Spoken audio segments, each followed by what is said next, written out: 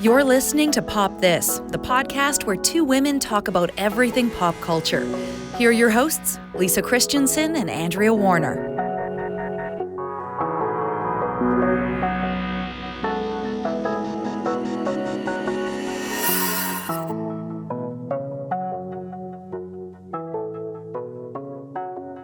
Okay, I don't mean to brag. Yeah, I know, right? Here comes the but, right? I don't mean to brag, but I just ate a beet I grew today. I've noticed one of my plants is actually growing an eggplant. It's so cute and small. It almost looks like jewelry. The little purple thing has just come out of this flower. And I would brag more about the strawberries I grew, but they don't taste good. They're very bitter. Bitter? They don't taste good. They're not, I don't know. Like, do you have to like specify when you buy a strawberry plant that you want sweet kinds? I just thought that was understood. Do you not season the soil with sugar? Is that not how it works? Like you just sprinkle a spoonful of sugar? Like just maybe, or how about just putting the plant into like a cake so you can just grow a strawberry shortcake? Grow a strawberry shortcake. I mean, honestly, that sounds like a great plan, and I love that for you.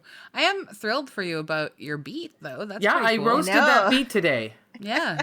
Getting so close to being self-sufficient, Lisa. Growing your own food. Well, yeah. I mean... How many beets away are you from, sustaining yourself on beet products for the whole I don't know. summer? Like, there's some tomatoes growing back there, too, that I started. There's some herbs. The tomatoes, I don't know why I went crazy. I decided to get like tomatoes that were orange, and now I'm just like really sad that I didn't go standard.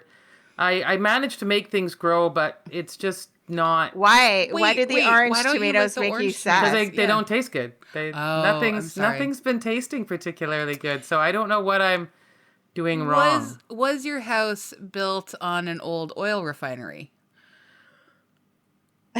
Because maybe the dirt is... No, I bought good potting soil. I don't know. Maybe you need to... I don't fertilize, and maybe that's the trick, the fertilizing. Yeah. I don't know. I'm really sad right now because I feel like some people have pressed play on Pop This, and now they think they got a gardening podcast. It's like a call-in show. Oh, hi. Thanks for taking my call. Yeah, I've been having problems with my tomato plants, and I'm not sure if I should be fertilizing and what I should be using. Well, anyway. They know this is not officially a gardening podcast because I suggested sprinkling sugar on the soil. Yeah, see, that would be your first indication that this is a very unusual gardening podcast. Super limited advice that I've got. I got nothing. I've never encountered that. Unsweet strawberries or small tomatoes? Or just like your whole garden's fruit tasting bitter or not good. I don't know. The beet was fantastic. Oh, good. Okay. Yeah, okay, the beet was really good. Pots? Are they in the same garden? Oh, separate pots. Yeah. Okay. Yeah. I'm just going to have to wait and see. It's still, I still haven't harvested yet. And I don't know how long that eggplant takes. Those kind of squashy things, they go real quick, though. Once you see some sort of squash coming. Yeah, I think they blow up pretty well, pretty quick, right? Like, I've seen a lot of people I know posing on Instagram with their humongous squash. I want to buy, I don't know where to buy those giant zucchinis because I love them so much. Where do you buy those? Do you know? Like just a farmer's market, I guess, right? I think just farmer's market, yeah. Like, I've seen a lot of large zucchini pictures. I don't want to brag. Is that a euphemism or? Oh man, no. I would rather look at pictures. Giant Honestly, I'd rather look at pictures of large zucchinis. And I say this as a relatively heterosexual woman. I also love to see it when like people who garden pose with them as if they're like their babies. Yeah. I don't know. It's just really, it's very tender to me. But then they eat them. That's kind of gross. Sure. I mean, but who hasn't? Like lots of people always say they'd love to eat a baby because they're so cute, right? Like they don't really mean they're gonna eat the baby, but like I can eat you up. You mean like that?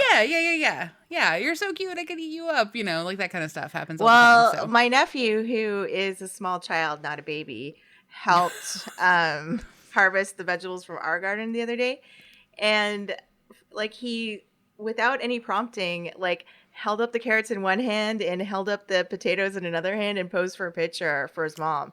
Oh, so you Looked like how was your yield then? Cute little farmer. It was pretty good. Yeah, everything has turned out well. We had 3 buckets of potatoes, and our carrots are pretty good, and our tomatoes are a little small. But yeah, stuff's okay. Well, that's interesting. Well, I'm learning. My neighbor is like a master gardener. He's incredible. Like all the time, he's just telling me, "Would you want a head of lettuce?" And I'll take a head of lettuce. And well, you should ask him for tips. well, he was vague on the beet part. I was like, "Do I do I take them out now or later?" And he's like, "Either." So that's unhelpful.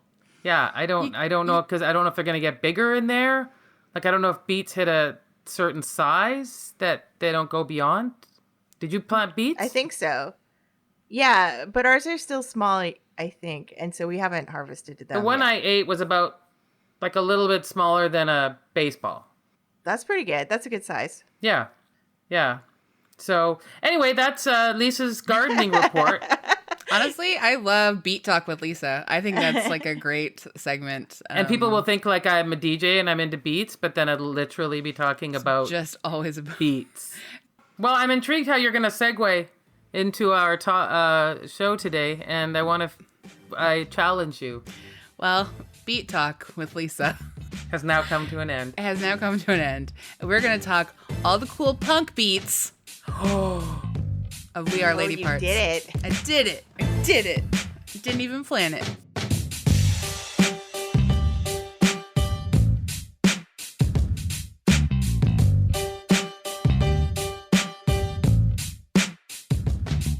I'm Andrea Warner. I'm Lisa Christiansen. I'm Andrea Gin. And you're listening to Pop This, and honestly, I don't even know how we're going to get through the episode because we're all so excited to talk We Are Lady Parts.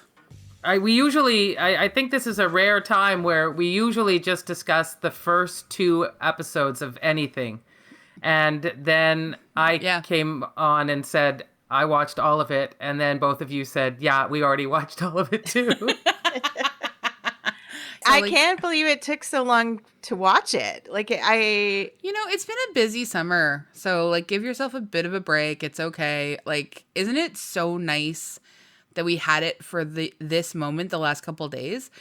Hasn't just the world seemed so awful, and hasn't this show made our lives a little bit better the last couple of days? It definitely gave me something to root for. Yeah. I don't know.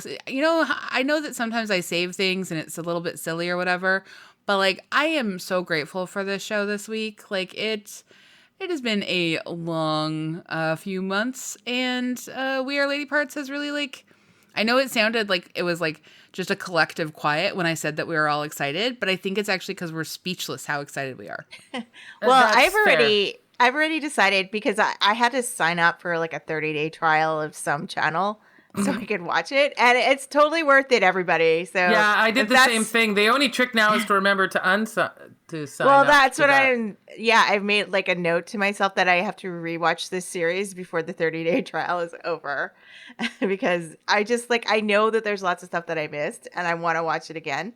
And so, yeah, everyone who's listening, if you haven't got the channel and are hesitating, just do it, because it's so worth it. Yeah, and you can do it through Amazon Prime, right? And then it takes you to something else. That's how I did it. Is that how you did it? It's the Stacked app. Yeah. Through Amazon something Prime. like that. Yeah. Or if you have the global app, you can watch it through that, which is how I did it. Okay. Yeah, in Canada. In the U.S., I'm sorry, I can't remember, but you'll figure it out. You've got probably more streaming options than we do. Yeah, but just so you know, Peacock. that is possible. I'm sorry, it's on Peacock in the U.S. I apologize. Oh. I knew that. Okay, well, that's good. Yeah. Should we tell, in case people are so confused about the gardening, and now we haven't even said what this show is. Maybe it's time for us. We said We Are Lady Parts. No, but we didn't tell you. If you don't know what that is. I'm sorry. Yes, you're right. We could literally be talking about our anatomy. You're right. And that is I mean, I feel like, yeah, that is a band I would start. So cool. All right. Lisa, do you want to read the background? Sure. We Are Lady Parts is a British television sitcom created, written, and directed by Nida Manzoor. The series follows an eponymous British punk band which consists entirely of Muslim women. After airing as a pilot in 2018 on Channel 4, it was commissioned for a 6-episode series which premiered the 20th of May of this year. We Are Lady Parts premiered on Showcase in Canada on the 9th of June. So yeah, we are a wee bit late to this party. Just a wee bit late, but like, you know, we had summer musicals to get through, and then well, I mean, this could have been a musical, yeah. I was watching it, yeah, and I was like, we could have snuck this in as part of the musical series. You're totally right. We could have, and but you know what? It stands alone. It stands alone. I'm happy to read the synopsis. I took this from Radhika Seth for Vogue. The brainchild of the writer-director Nida Manzoor, the 6-part sitcom centers on an all-female Muslim punk band who are in desperate need of a lead guitarist. It hinges on a quintet of note-perfect performances. Sarah Impsey as Syra, a grungy butcher turned singer. Juliet Mohamed as Aisha, a surly drummer who moonlights as an Uber driver. Lucy Shorthouse as band manager Mumtaz, who vapes from behind her niqab and has a day job in a lingerie shop. And Faith Amole as Bisma, a bassist and purveyor of feminist graphic novels.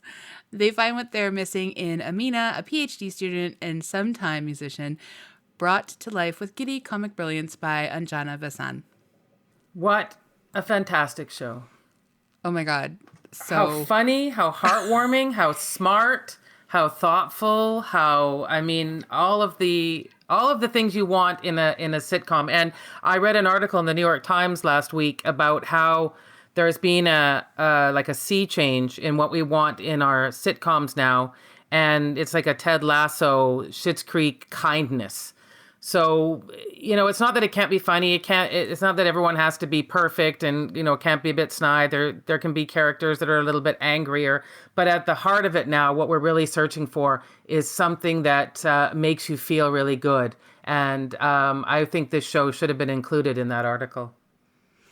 Yeah, I totally agree. I mean, I think but I think it also does so many other things that, like, I've seen comparisons to everything from, like, kind of a wild reverse Sex and the City on a lot of levels because of the voiceover, to, you know, comparisons to Fleabag, to I thought it reminded me of Bridget Jones. It also does remind me a bit of Bridget Jones. I wrote that as a note to myself too, because Amina has like kind of a Bridget Jones sort of like, but again, I think it's that like that narration aspect and I think the way it's that the humor.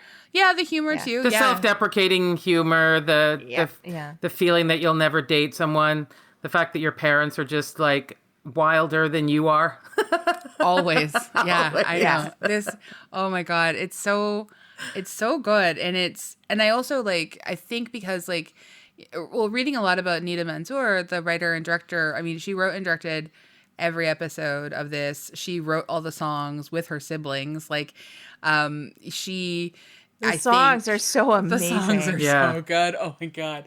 But like she, some of her directorial or like director influences, you can really see, I think, in how the show is shot. Cause like she name checks particularly Edgar Wright. Oh yeah. You can see so much Edgar Wright in a lot of the like visual styling, and also the Scott Pilgrim concert sequences have a lot of echoes to like how We Are Lady Parts really sort of like rocks out and finds themselves. And I just, oh my God, I love it. And the little dream cutaways are so sweet. So I love those. And I love a TV show too that takes advantage of that. I mean, it's a visual medium. We're inside someone's head. Let's have some fun.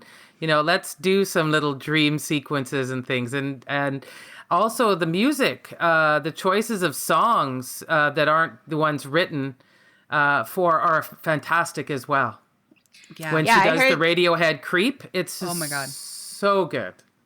And I heard there's a Spotify playlist for the show, so I'll link to that in the show notes. Yes, there is. And I mean, like, there's also a soundtrack release for the album from the show too, I think. And I just like, even just the adaptation that Amina performs of Constant Sorrow in the very first episode is so fun and clever and great. And then we see sort of the callback to it, I mean, constantly actually, in a lot of ways, but like in the final, it's either the 5th or 6th episode, she's walking through like a museum looking at these portraits of these like, you know, great white men on the wall, and it's her hugging her guitar in like a very earnest sort of, you know, Joni Mitchell-esque sort of hugging the guitar in a beautiful painting and in a museum. I loved it so much. Well, that was the fun of it too, like the whole issue around breaking these stereotypes and of who these characters and who these women are, and that Amina is into like white folk music from from Americana. I mean, that's her thing, and that's what makes her love music. And you know, joining a punk band is actually kind of funny, considering she was going to go to a Simon and Garfunkel retrospective. Oh my god, I love the detail of like the Don McLean poster and like naming the guitar Don McLean. I don't know. There's like so many fun, weird little things, and each of the actors performing in like the 5 lead roles are like extraordinarily good. Like they're just exquisitely cast. And I really appreciated that none of the characters, like, they all defy stereotypes. Yeah. Like, her parents are kind of these, like, are encouraging her to be more wild, and she's kind of the uptight child. And that's not what you would expect based on stereotypes. You know what I mean? And so and all the women themselves, too, like, totally defy stereotypes. Which is why it was a very clever element to add that journalist who wanted to somehow find the dark side of their personalities and their Muslim faith. I thought that story arc was really smart. I mean, I love seeing journalists as villains. I know that we see this a lot. But I sometimes think we are. And I heard that storyline was an echo of something that actually happened to her, the writer, because the pilot for We Are Lady Parts was released in 2018, and there was a huge backlash to it. Huge backlash, yeah. But then she did, you know, obviously found support and found people who appreciated it and found fans. And so it's kind of the similar story arc to what she ended up writing for the rest of the series. Yeah, I just think it's like so... It's such a... It feels like such a... It feels like Nita's like sort of whole world is... She's divided herself up into elements of the different characters. She's taken from her own life. Even in the casting, she's like sort of taken from her own life. Because like she grew up partly in Singapore, and Anjana is from Singapore, and like there's so many different sort of small overlaps everywhere.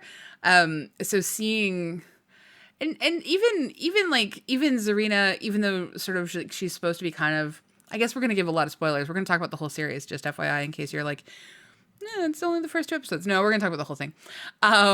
But Zarina, like, even though she's kind of evil, like, she's also...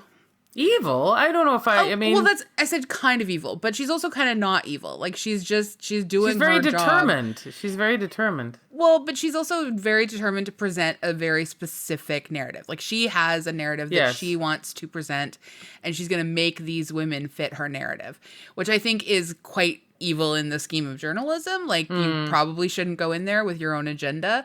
Like, you know, part of journalism idealistically is that you are presenting, you know, truth and reality, etc. And this is like all the bias that we know sort of exists. Like, she has a very specific bias that she presents in her depiction and the way that she quotes them, and she like misattributes things, and but she's also challenging them to really think about like, what are they subverting?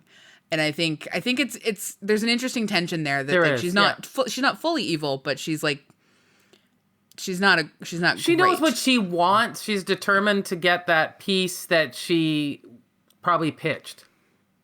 It's her whole site. Like, it's her. Like, but you know what I mean? Like, it was in her head, the story she had in mind, and she just had to ask the questions that were going to fit that. Well, and I also think that, like, she genuinely, like, when she says, you know, like, what are you complaining about? I got you trending. You guys are trending now or whatever. And I think she genuinely believes that. Like, it's about true. Getting buzz for the band, right? And I mean, the expression, the only bad press, there's no such thing as bad press, is an old expression. It's not a recent expression.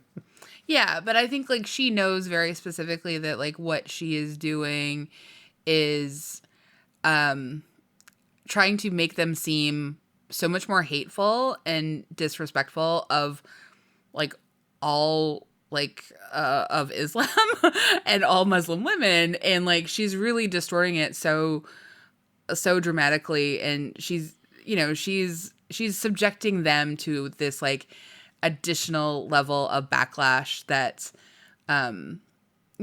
she's setting them up to fail, even if she thinks she's, like, also knowing how to get them the fame that they want. It's like that sort of, the deal with the devil about, like, selling your soul. And Cyrus sort of, like, confronts Mumtaz about that. And, like, I think that their confrontation when they have the big blow up fight, it's devastating. Like, I don't know about how you guys felt, but I just was like, it's such a good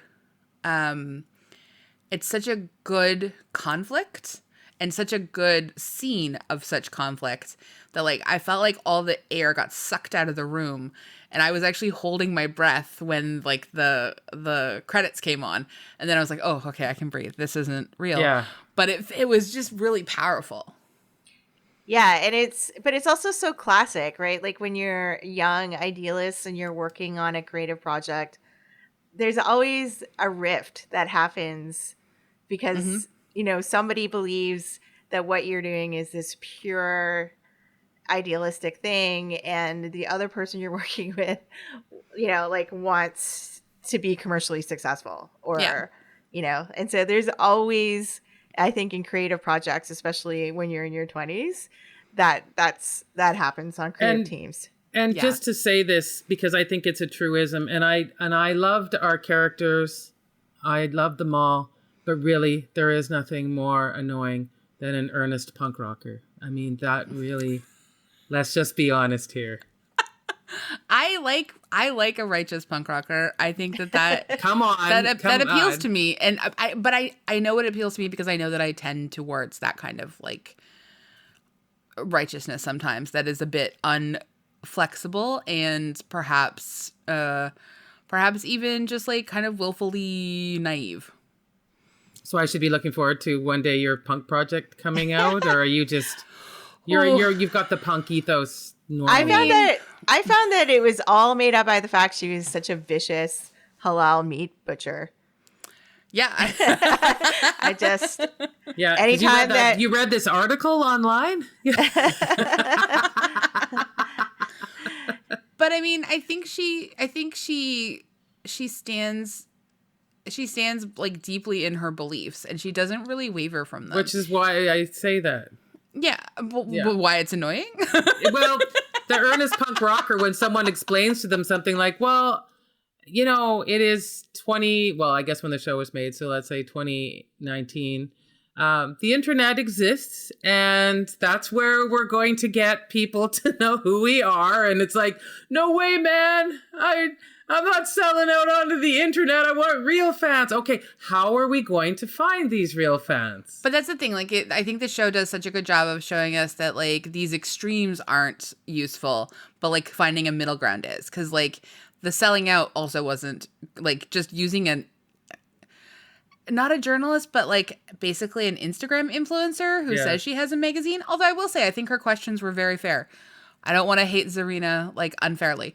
But, like, just like this, the two extremes are not useful in the real world, but they wouldn't have been able to, like, put on their own show necessarily and have all of those people come out without, having an online presence. So one of the things that I've been looking for in just like reading about the show, and like I want to hear from like, feminist Muslim women about what the show means to them. Like there's lots of folks who enjoy it for all different kinds of reasons.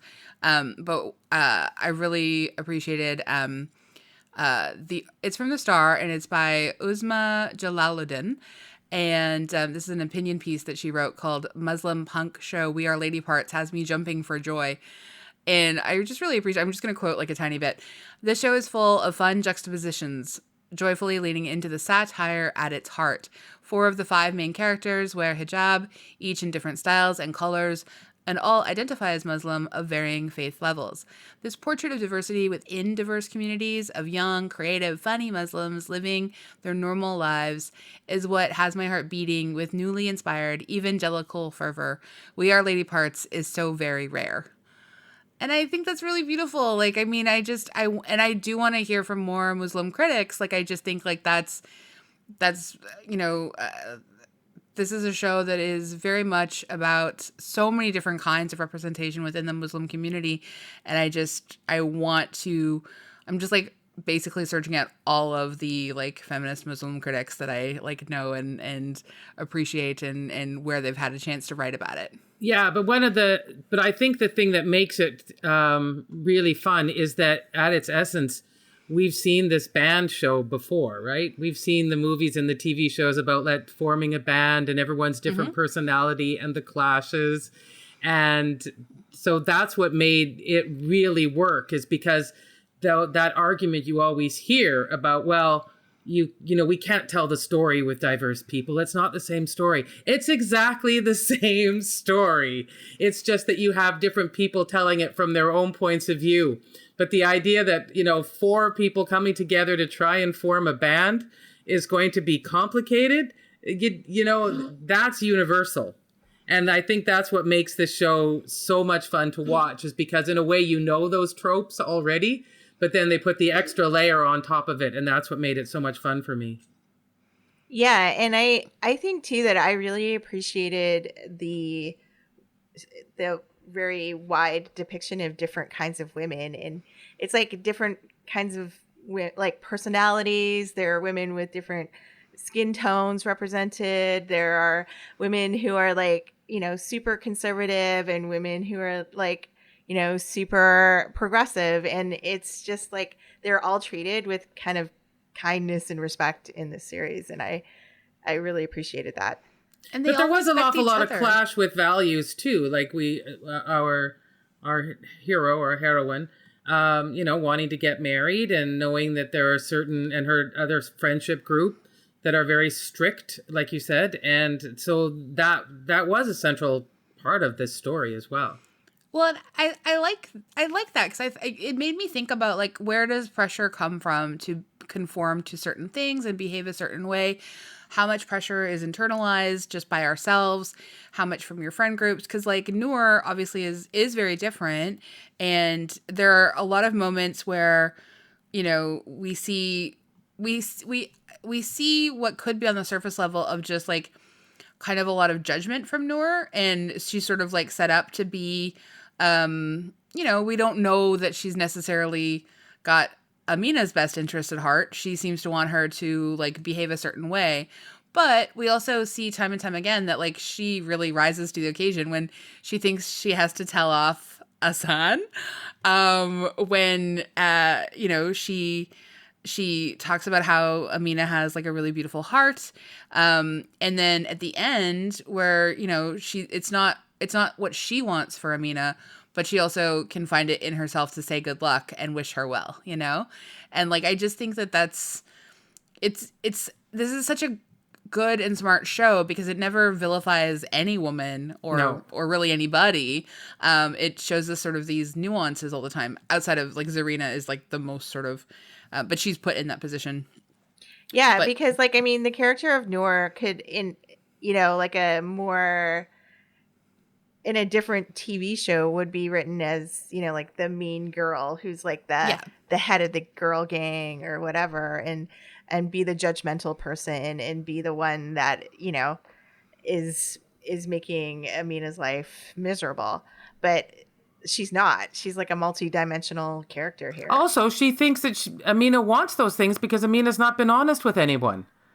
Yeah, and Amina doesn't know what she wants Yeah. either, right? Like she's trying to figure out what she wants, and she's sort of torn between sort of like a life that's like a little bit more devout and traditional, and like, you know, her music, and obviously her parents are certainly not pressuring her really one way or another. Like, if anything, like they have, I want a full whole show about the backstory, a prequel to Amina's parents and how they met. And her, oh my God, her mom is I had to marry glorious. down. No offense. No offense taken. But like, well aware. when she opens the door to see Asan, Oh and my her God. reaction, her sort of like a little bit lecherous Yes. reaction is amazing. It's so good. It's so good. Or at the end when she comes in, and because Amina's just been like, Mom, we gotta go. And she comes in, she's like, let's roll. And she's wearing like a leather punk jacket. Yeah. Oh my God. I just Also, I have adore it to so much. applaud our director and scriptwriter for giving us the best part of a rom-com, which is once you be yourself, that's when the Yeah. guy falls for you. Oh my God. Can we talk a little bit about But, Asan and how beautiful? But also, like, we were able to bypass the makeover scene. Yes. You know what I Yes. mean? Like, Yeah. she No, actually she just didn't, had to be She herself. didn't have to change anything about her appearance. She should stop vomiting and crapping herself, but you know. Even then, she vomits at the end and everyone cheers. Yeah. Oh, that's true. She vomits at the end. Yeah. They yell Sparta, and or she yells Sparta, and everyone hugs her. And I mean, just it's so. And even just like the sibling relationship between Aisha and Isan. Like, I think I said her name was Aisha earlier, but it's I think they pronounce it Aisha in the show. And just that relationship is so great. I just. I love sort of like that, just the dime on which Aisha turns, like between like threatening to always murder Asan in some like really vicious, horrific manner. and then also just like how quick she turns from like distrusting Amina and disliking her to like being ride or die for her. Yeah. Like, it's so great, and the extremes of that sort of like emotional terrain that she's expressing. And then when she falls for Zarina, like, and it gets so awkward and can't handle it, and we have this like beautiful little like the vulnerability all of a sudden to this Just real like- tough, this like Yeah. short queer love story in the middle of this show that's already so excellent. Like, I just oh man, it just made me like. And the dynamics between Bisma and her husband and their daughter Oh my are God. so funny. So great. Yeah. So great. I just like, I kept quoting, but it's like when Bisma is like telling her, like, daughter, we're going to have to leave because I need to get you away from this cloud of male toxic. Yeah. And he doesn't even disagree.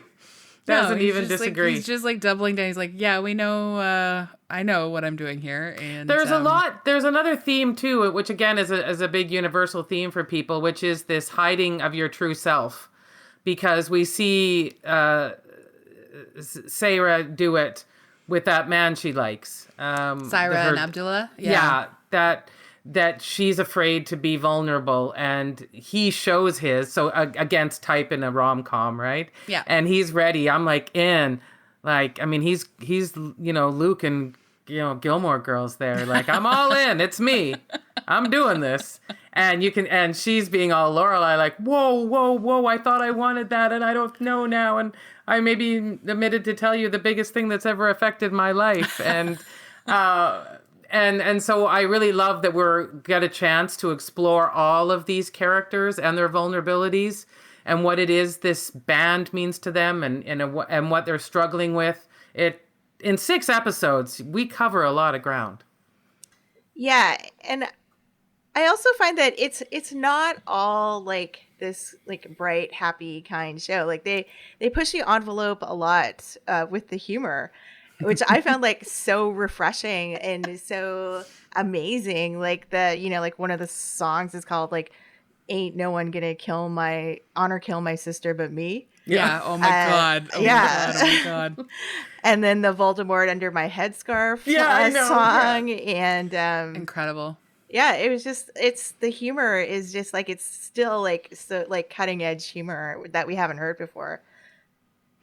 I also just really like there's a few other parts that are sort of like slight tributes to like Wayne's World, like where they're doing the car sing along. Oh yeah, yeah. And that so they do the Proclaimers and then they do System of a Down's Toxicity. Oh yeah, I know. That was great. But just like all of them. And then okay, can we have It to talk killed about me. the 9 to You're- 5 I know where you're cover. going, yeah. I'm sorry. The 9 to Oh, 5 yeah. cover destroyed me. I love it so much. It's incredible, especially in that bar. They're on the receiving end of all of this like racism and all of this But like it wasn't real what do you mean? because the journalist paid the Oh, I think guys she just off. paid him. I think she just paid him to let them perform. I think all the people in the bar are just like a bunch of white racist Islamophobes, because that's sort of I think what that bar might like have. And there's also so much like anti-Muslim sentiment, anti-Islam sentiment in like pockets of the UK and the world. No, I thought the bar was real. I thought she just paid them to like let them perform so that she could. I thought there was kind of a sly look to like that she knew what she was doing. Like they were saying, "Look, don't book them here because they'll just get." Yeah, you know, she wanted that for them. That's She what I'm wanted saying. them. She wanted that. She wanted Yeah. that for them, but like Yeah. they were still real racists. Oh since, yeah, but like, I'm just saying that she paid them to. She paid for that response, is what I meant. Well, I mean, again, I think she paid for the space and to like have that environment. I think Yeah. they gave that response willingly because they are Oh terrible yeah, no, racists, they you would know? have. But I just Yeah. that when they got there and went, this is very weird. Why would we be performing here? Totally. She knew why. Oh, she knew exactly why. But again, Yeah. she's like setting them up to fail with the article too, right? It's like her long con is a little bit, I'm going to say, no, not a little bit, deeply unpleasant Yes, in terms good of what one. she's going for. But just watching them like bust out in a space like that, watching them transform a like country pop classic by like one of the most celebrated white country women singers that's also like this huge feminist anthem. Genius. Honestly, like I can't even I'm But floored. I have to say that my favorite scene though was when Amina's like heart gets broken a little bit because she's friend zoned, and then they sort of come up with Bashir with a good beard, Oh my like God, so on the good. spot. Yes. That scene is so amazing. And it's such a good song. Bashir with the Good Beard is a great song. And watching them watching them collaborate together and like find their rhythm and find their lines and like just create something out of nothing except like this sort of broken feeling. So good. Yeah, agreed. And even he gets a fair character shake, Bashir, as well. Asan, I really liked Asan. I thought did the too. actor did such a good job, and I wasn't anticipating feeling as much for him as I did, but I loved watching him fall for Amina in these like weird ways. Like even watching her like watching her show up or going to her work and like watching her like just nerd out over her like microbiology samples or whatever. Well, and I love how like his sister kind of just like puts him out there to attract women by like handing out flyers. Yes, like totally. Yeah, I will use this boy. Well, and even just like when they're at the wedding reception, or not like it's not a wedding, but they're at the engagement The party or engagement whatever. party, yeah. Yeah, and like he's joking about being a male escort and Because of the pop culture. That was great. The Yeah. pop culture references too. Like So the many pop Deborah culture. Messing and Dermot Mulroney, Yeah. So many pop culture references, and especially like I gotta go back to like the performance by Anjana Vasan as Amina. Like, have you ever quite seen a performance like this? Because like, I think about all the things that she had to do and all of the awkwardness and all of the sort of feelings that she had to express. And like, I think about like this open mic performance scene. And then I think about the creep song at the end, and just like the work that she's doing in this show is incredible. Making jokes about dating jihadis. Yes, Their parents. like, oh my God. Like the work that she's doing in this show is like phenomenal. And I just like, I mean, it's very helpful that she has these like enormous expressive eyes, but like, I think just like that malleability to go from like very funny to painfully awkward to utterly heartbreaking, sometimes in the space of like 35 seconds. I don't even understand. And I love her spiritual awakening in that field. I really love that scene in the field. That was great. Great. We're going out to nature, and how none of them, she'd never been in nature before. But also she's like an amazing guitar hero. Like those scenes where she's doing her solos. Is she really a guitar player, or? Oh, I don't know, but it looks convincing. Very convincing. They all played their own instruments, and some of them did have to learn. But she, I believe, is a guitar player, and she also is a singer. Oh, okay. She actually used to be a like a club performer before she moved more into acting.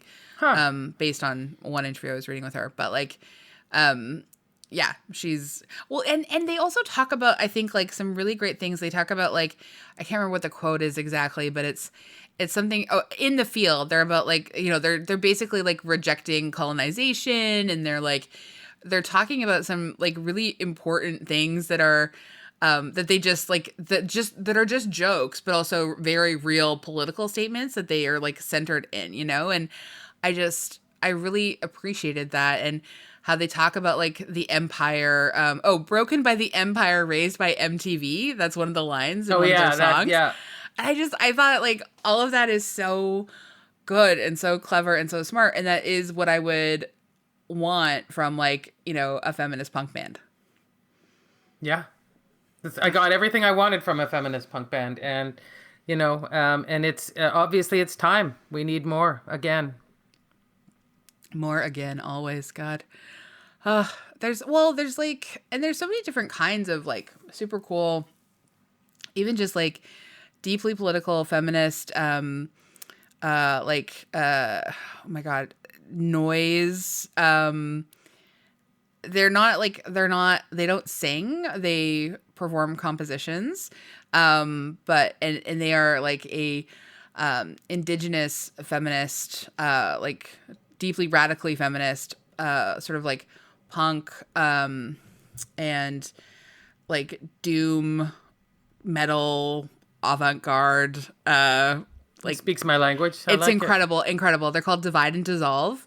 And they were based in Australia originally. The pandemic has sort of made them both be in two separate spaces, but they're so good. They're so good. And of course, you know, it's the era of the Linda Lindas. Exploding in popularity. Yeah. So. Oh my God. Yeah. Love the Linda Lindas so much. What is the status for this show? Will there be a second season? Do we know? Will the band tour? We don't know yet. Like, there hasn't been any information. But I mean, it's, you know, because it came out like Channel 4, I think, and like BBC kind of thing. Channel 4 in the UK. You know, we don't always get second seasons of shows. I don't know about this one. I hope we do. Like, I feel like this is the kind of show that will like, its audience will continue to grow throughout the summer and the fall, and people are going to really be like huge. Like right now, it's already got 100% on Rotten Tomatoes. Yeah. Like it's like, and that's like, it's not like 12 reviews. I have to agree. It's like 40 reviews or whatever from like people, critics. But I feel like in Britain there must be less pressure for people to follow up like a successful television show with a second season, because like I May Destroy You, it seems like it's not going to have another season, and you know, like and maybe it's a North American obsession, but I usually find those shows do 2 seasons or 3 and then they just cap it, right? Like That's what I usually see. Like, it's not, they don't go into the 8, 9, or 10. It doesn't seem like. Yeah. Yeah. I mean, I hope we see another season. I would love to see a second season. I want a second season for this show so much. Like I think about like with like I May Destroy You, I think is a very difficult show and does so much in its first season. It tells such a specific story. Obviously her previous show, Michaela Cole's previous show, Chewing Gum, did have 2 seasons ultimately. Mm-hmm. And the network wanted to do a third and she said no thanks. And I, you know, I fully respect that. Fleabag, we got a second season, although, you know, I don't know that she wanted to, but I loved the second season so much. Like I loved it, but I'm all about the hot priest. I can't deny that. So that's but there's gonna like Fleabag is not gonna have a third season. No, it's not. But so yeah, I mean, even 2 seasons. 2 seasons seems fair. I mean, I would just like to see where the band goes now and see like. It would be fun. But I feel like in Hollywood, 2 seasons for a hit show would even be considered short. But in some ways, though, it did end. Essentially, it tied up all the loose ends. Like it gave us everything we could have asked for in a single season. Yeah. I think like there's not the same sort of like, it's not quite as cravenly capitalist. In the UK in terms of their television production as it is in Hollywood. Like, because like Hollywood has this expectation. I think every time they sign a series, basically, especially if they're planning to go into syndication, they're asking their actors to sign for between 5 and 7 years. Mm-hmm. And I don't think that's the same kind of contracts that are happening in the UK. So they just have like it's just a very different attitude towards like what a successful television production looks like. I always felt like it was because they knew they just had so many series. Like, I mean, when you think about how many series are ongoing, that they just don't have the space to keep giving things second and third seasons because there's something fresh and new pushing that other one out. But I think too that there's a sense from writers and creators that like when a story's told and it's ended, it's done, and there's no need to that's a good policy, really, beyond its natural life for the sake of commerce. I mean, I'm gonna sound really cynical here, but like Hollywood is just about money, right? And if they can continue making money on a show, like that's why we end up with like 8 seasons of Lost when it should have been done at like 4 or something, right? Yeah. Like, and it's just a money making machine. Anyway, I love We Are Lady Parts and I want a season 2 and I want to hang out with these people again because I really want to spend more time. Like we only got a little bit of an idea of what Momtaz's world is about and I want to spend more time with Taz and like I feel like the show was only over like by 3 weeks or something in those 6 episodes. Well, no, because it's 4 weeks between when the band has the fight. No, the 4 weeks between when the band has the fight and when they between episode 5 and 6. Yeah, there is a 4-week break. So I think it's like a few months at least because they do have to. It takes them a while to convince Amina to play, and then they have to write their few songs, and then like I was so surprised by the audition just being nothing. You know what I mean? Like they don't even get to audition; it just blows up in their faces, and everything's over right away. And like, that was something. I was actually kind of impressed that they sort of hype us up for that for like 3 episodes, and then it just collapses on itself. I thought that was kind of amazing. Yeah. No. Agreed. It's like when they kill off the hero in the show on the 3rd episode. You're like, what happened here? You're willing to go there. I don't know where this show's gonna go now. Do you remember when it was like super popular? I think CSI started this. Is it like one of the main stars in the opening credits dies in the first episode? Yeah. ER actually tried to do it with Julianne Margulies' character, Nurse Carol. And then she was so popular in the pilot that they revived her at the end, like in the next episode.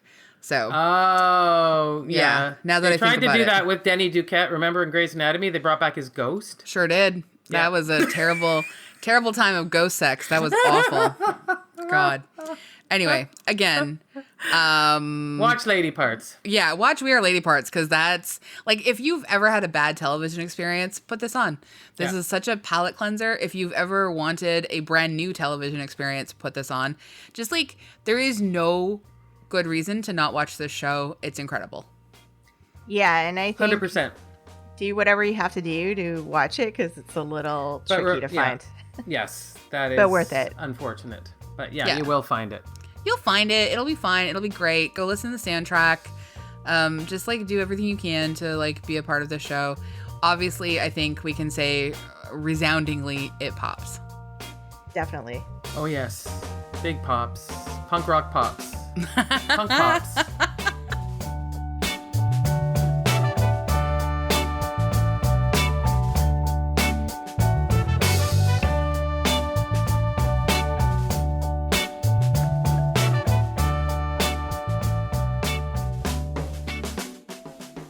We are near the end, friends and fellow bandmates.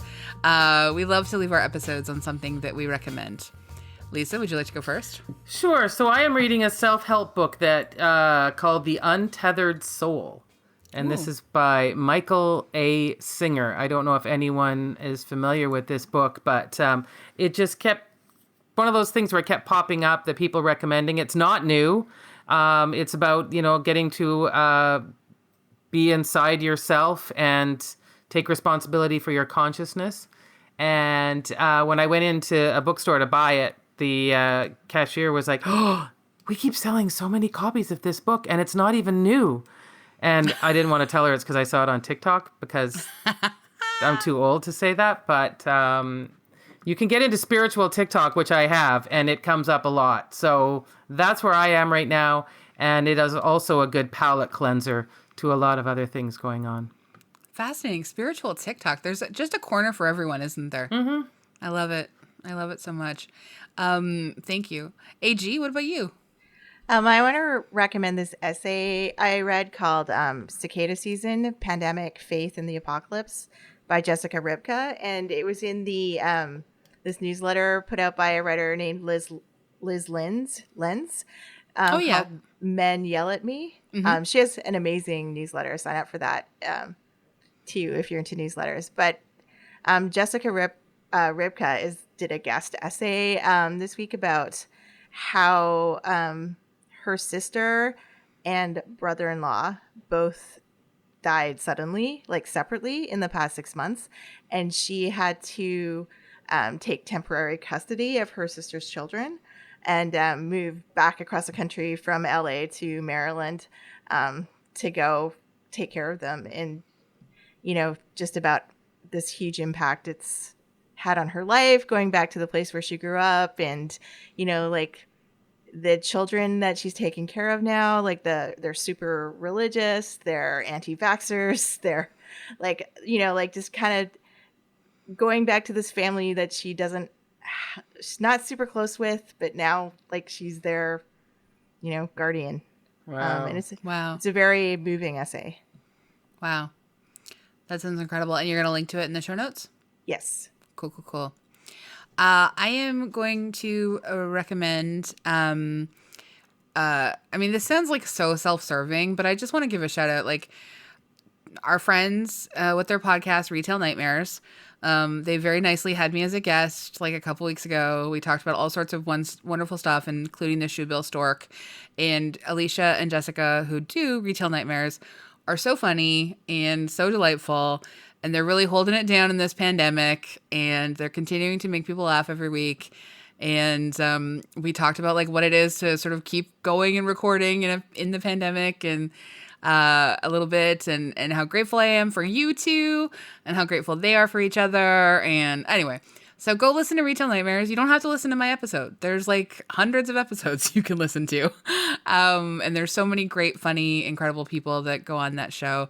And even if you just like want to go and just hang out with Alicia and Jessica, they have like bits, and they have voices, and they have characters, and they have acceptable sauce segments, all kinds of great stuff. So go check out Retail Nightmares. Excellent. Nice. All right. Well, thank you everyone for listening. You can hang out with us on Twitter, Facebook, Instagram. You could rate and review us 5 stars. 5 stars on iTunes. It's great and we love it and it pleases us. You can also listen to us. You can also listen on like Spotify and Stitcher and all the other places that you might want to find some excellent podcasts for your pleasure.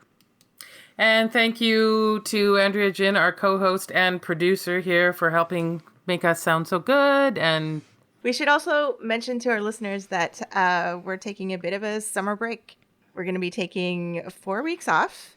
Like vacation. We might try to go places that aren't our backyard and down the street. I'm just going onto my patio, but I am really grateful for a chance to do that. I think it's going to be great. Yes. Yeah, I'll wave to you. Please do. Yes. But so if you have any suggestions of what you want to hear us talk about in the fall, send them our way. Yeah. Movies, TV shows and movies. Movies that have become TV shows or TV shows that have become movies. We like it all. Gardening. Gardening, sure. A full episode of gardening. Zucchini picks, I really think we should be getting in specialists for that. I can't help there, but that's for the new fall season. Join us for our fall season launch. New characters. We're going to maybe bring a baby in. That's how you get rid of the staleness, right? Just bring in a baby. Oh, boy. I didn't know we were stale. Oh, no. Okay. Well, anyways. All right. Bye. Bye, friends. Bye, everyone.